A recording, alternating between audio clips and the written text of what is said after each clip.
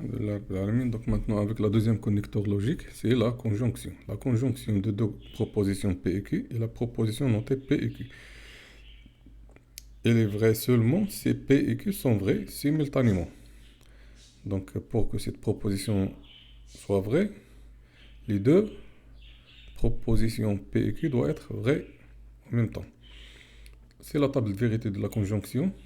Donc si l'un des deux propositions est fausse, alors la conjonction est fausse.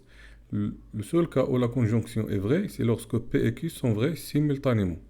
Par exemple, donc ici, pour la proposition P, qui est une conjonction de deux propositions, 3 appartiennent à R, c'est vrai, mais moins 3 appartiennent à N est fausse. Donc cette proposition est fausse. Pour la deuxième proposition, moins 2 inférieur à moins 3 est fausse, donc la proposition sera fausse. On n'a pas besoin de voir la deuxième assertion. Pour la troisième proposition R, 0 inférieur strictement à 1 est vrai, et 0 inférieur ou égal à 1 aussi est vrai, donc la conjonction est vraie. Donc pour que la conjonction soit vraie, les deux propositions doivent être vraies. La troisième connecteur logique qu'on a, c'est la disjonction.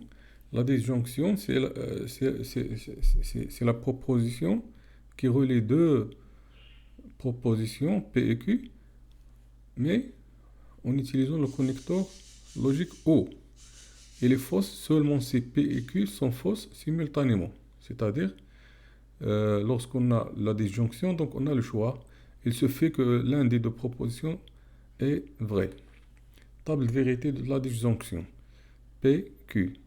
Donc, si P est vrai et Q est fausse, alors la disjonction est vraie. Si P est fausse et Q est vrai, la disjonction aussi est vraie. Si les deux propositions sont vraies, alors la disjonction est vraie. Le seul cas où la disjonction est fausse, c'est lorsque les deux assertions sont fausses. Par exemple, la première proposition, donc on a la première assertion est vraie et la deuxième assertion est fausse. Donc la disjonction sera vraie parce qu'il se fait que l'un des deux assertions soit vrai, même si cette proposition est fausse, donc ça ne change pas la vérité de la proposition P. Pour la proposition Q, donc on a la première assertion est fausse, et la deuxième assertion aussi est fausse. Donc la disjonction dans ce cas est fausse, parce que les deux assertions sont fausses.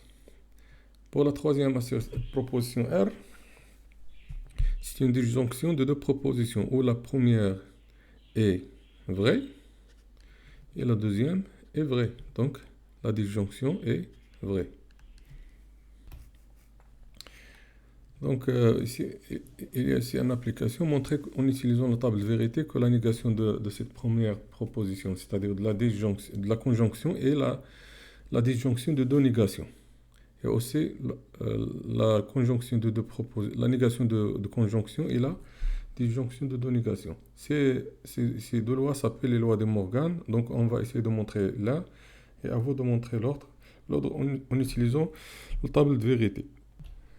Donc voici la table de vérité qu'on va utiliser pour montrer cette égalité entre les deux dernières assertions. C'est-à-dire les deux sont équivalents de même vérité. Donc la négation de P c'est 0, 0, 1, 1, parce qu'ici on a 1, 1, 0, 0. La négation de Q c'est 0, 1, 0, 1.